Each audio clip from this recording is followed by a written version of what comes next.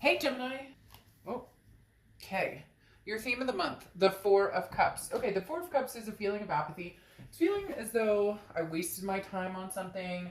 I put a lot of effort into something that's possibly not, um, you know, I don't want to say feeding me back, but like you've put energy and time into something and you feel like that time has been wasted. You feel as though the Four of Cups is talking about possibly dealing with not necessarily a narcissistic energy, but could be narcissistic or somebody who definitely um, worries about themselves a lot. Again, Four of Cups is feeling taken for granted. So Gemini just tells me some of you may be dealing with somebody. They're like literally showing me somebody who's kind of like poking and prodding or like trying to push a door open, and you're just like, no, no, no, no, no, no, no. You've taken up enough time and my energy. I'm not, putting any more time or energy into this relationship with you. So for some of you, there is somebody who's kind of waiting in the wings, who's hoping to get your attention, but for some reason, it feels as though they want to get your attention because you're not paying attention. But the minute you pay attention or the minute you agree to go forward, they're kind of like, okay, well, now that I've got your interest, I'm going to back off here. Now, you have the Cranberry Dragon as which is prosperity, as your oracle card. So there is something coming. They're telling you there's something big in store for Gemini. Now, when I say big in store, that could be a lot of different things. That could be love, that could be finances, that could be a whole slew, because the prosperity of the Cranberry Dragon talks about bits and pieces kind of pulling together. So there's going to be less stress, more, they said awakening, but for me, I mean, yes, we could say awakening. No, and not trying to keep people happy, not trying to keep everybody around you happy. The next card you have is your current position coming into the month, and you have the Hangman card, which often represents Pisces. The Hangman is about somebody who's grown very wise, but also about somebody who has given a lot of energy. So the Four of Cups and the Hangman are speaking very loud to what I was talking about, in the fact that the Hangman card is, I've already sacrificed for this situation. I've already put a lot of energy into this situation, and I've realized that I put 100% in or 150% in, and this person put 10% in. So you've got that, Gemini. You're like, all right, you're probably like, Dirk Dove, yeah, I get it, I've got it. I understand that I put a lot of energy and time into this, and they didn't reciprocate. The problem that it's still existing, or the reason that it's still sitting here, is because there's a very strong pull from this person wanting to do this repetitively, or wanting to do it one more time, and then one more time, and then one more time. And I feel like your door is kind of like closed and locked, and you're like, nope.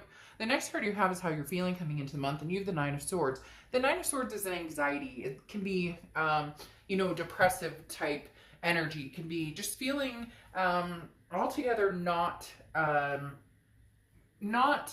you're unsure. It's the unknown. The thing about the Nine of Swords, though, is it's not in your head as if that doesn't exist, or as if you're not feeling that. That's not it at all. The Nine of Swords, though, is almost an illusion or a paranoia of something, worrying about the other shoe to drop. It's about which threats in your mind are reality and which are paranoia. Okay, meaning, what should I actually worry about? The car payment, the bills, the kids need new stuff for back to school, whether you're doing it online, whatever's going on. That's reality. The paranoia is, I feel like I've been taken for granted for a long, long time. I feel like, I'm never going to find anybody else, or whatever it is. That's the paranoia part. That's the part of, no, Gemini, you'll be just fine. You guys represent the lovers. Come on. I mean, who doesn't want to represent the lovers in the tarot, right? The next card you have is your distant past, over the past 5-10 years.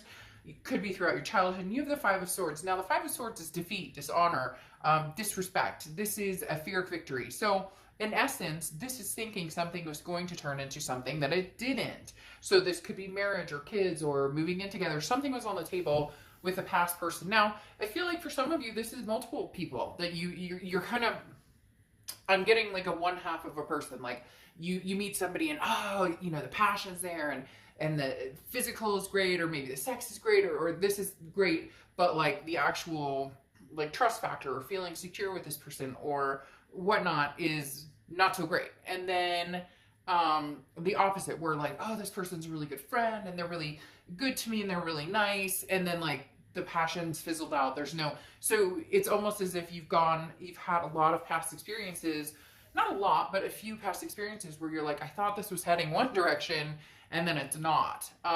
And you're kind of over it. That's why I said, with the Hangman and the Four of Cups, this is kind of the Five of Swords coming up now, is the universe saying, yeah, you're over it. You're over that defeat. So we're going to drum up something new. That's where the prosperity comes in.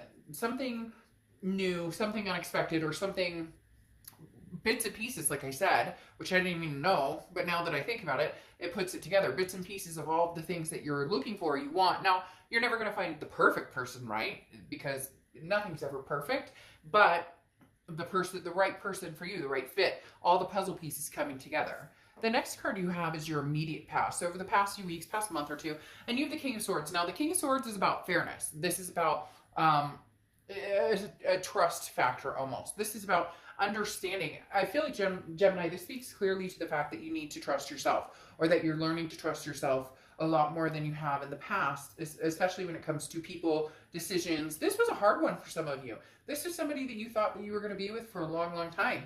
And for a lot of you, you made the decision, cut it off, and maybe even surprised the crap out of yourself, because they're telling me some of you were like, no, I'm done. I've wasted too much time on this. You've taken for granted. You've taken advantage of me over and over and over. I'm not doing this anymore. And so you cut it off.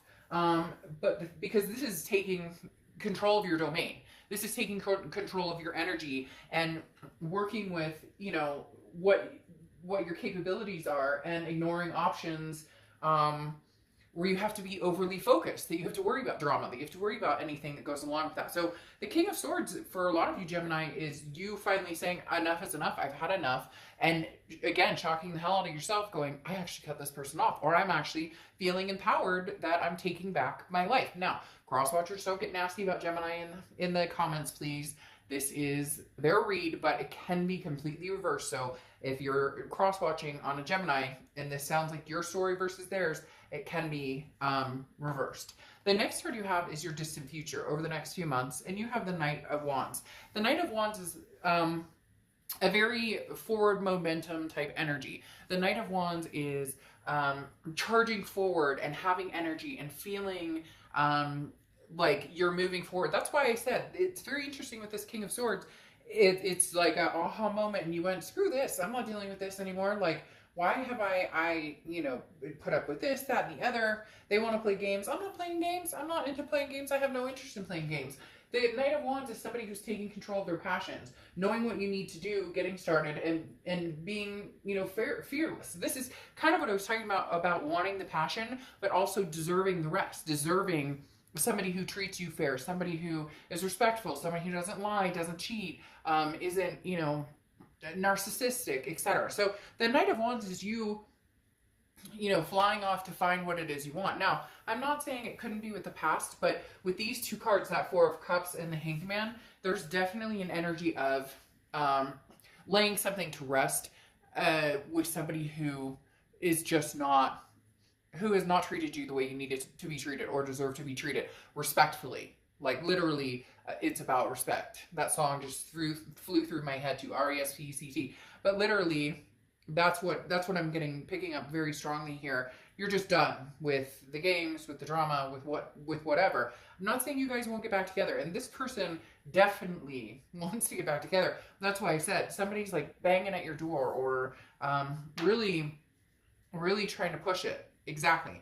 The next card you have is your immediate future. So anything happening throughout September, and you have the Three of Wands. So Three of Wands is partnership, planning, growth. You want a partnership. You want to plan something. Now, for some of you, you're going, no, Dr. Love, I don't want anything right now. I just want to get through the end of 2020. I just want to, get my kids online or in school or half days or whatever's going on in your life.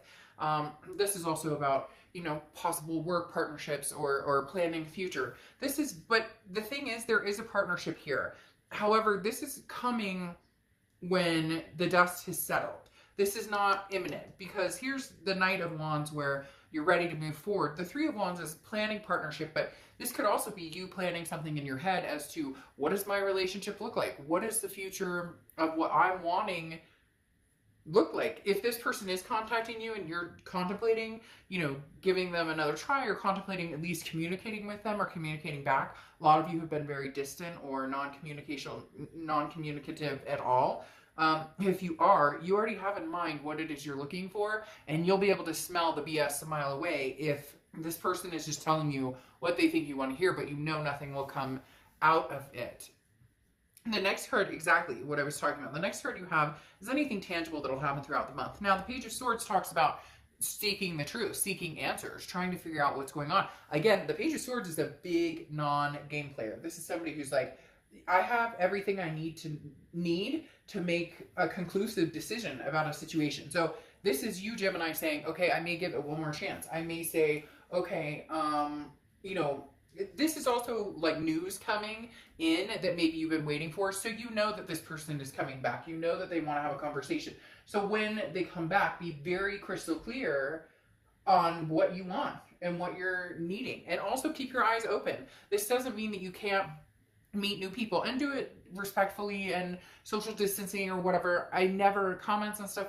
They don't really bother me, because to each his own. If I'm not your reader, somebody else will be, and that's fine. But somebody contacted me to make it very clear that they thought I was promoting meeting people in public amid the whole COVID thing. And if you have actually listened to my videos, you've known that I've talked about, if you are going to meet in person, sit on one park bench, they sit on another park bench.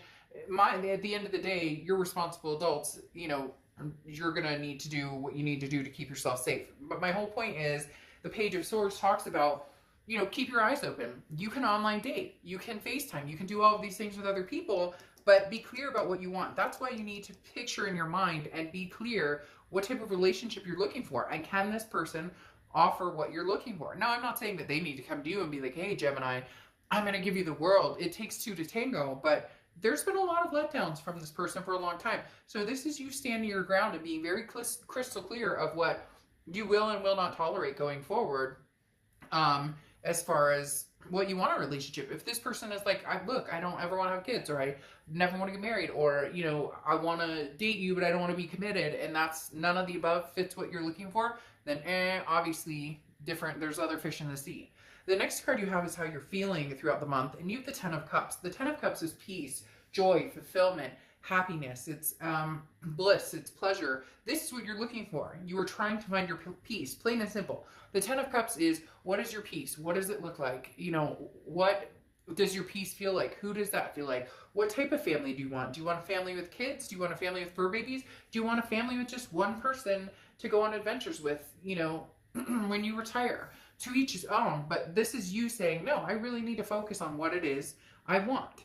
The next card you have is your hopes and fears for the outcome. You have the Lover's card, which is your card, Gemini.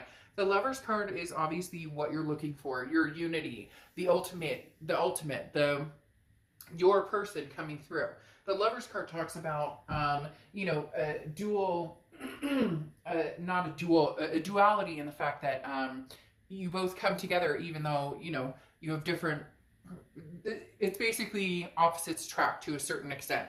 But the Lover's card, as we know, stands for love, love in the making, passion, romance coming through. Now, this is hopes and fears. Your hope is that you're going to find that, whether it's the past coming in and you giving that another chance, or somebody new coming in.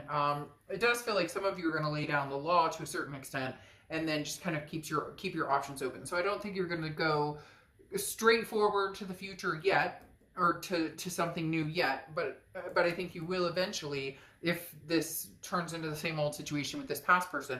Also, whenever you come up in a read, your sign comes up in a read, it talks about you being completely organic with what you want. That's why I said this partnership and planning is you picturing and foreseeing what it is you want. And then the Ten of Cups is the same. What brings you peace? What type of person? What family do you want? What lifestyle do you want?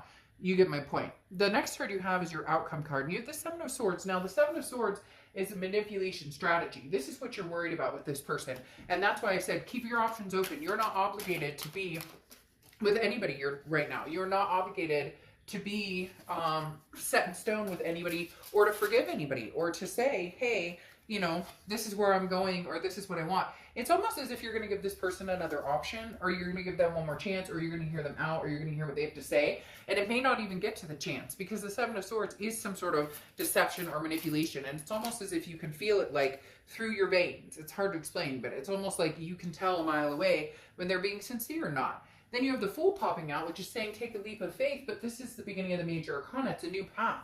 It's a taking a faith on something new and extraordinary, not knowing where you're going, but not caring because you know you can get there. Now the Hermit card comes out, which is Virgo's card. So you could be dealing with a Virgo or have Virgo placements in your chart. But this talks about introspection, about going inside and really spiritually and physically and mentally figuring out who and what you want. You're going to have two options, okay? You're going to have an option to stick with somebody from the past, hear them out, and hope that they're not being deceitful with that Seven of Swords. And you're also going to have the option of finding somebody new, because here again, you have the Three of Wands, which is partnership planning, going for what you want, making sure that it's the right fit for you, that the puzzle pieces come in. Then you have the Six of Swords, which is detachment. Gemini, I really do feel as though you're going to give this person another chance, or you're going to hear them out from the past, but the trust has been broken. The seal has been destroyed almost, and you're not sure that you can rebuild, because the Six of Swords is literally abandoning a situation and retreating. I do feel as though there's going to be somebody new to come in with, to partner with, but there is going to be a little hiccup here where you know, possibly explore going back to the ex. I really hope that they have it together, because it's as if you're ready to set sail. You're almost doubting that this could ever happen, because you've already seen it over and over and you're not wanting to repeat the cycle. And then you end with transformation, the Sea Otter, which is transformation. There's going to be big changes here, Gemini, starting in September, going through the rest of the year. There's going to be big changes for you. And part of it's going to be ending one cycle and starting a new cycle. So, Gemini, I will see you soon. Take care. Bye.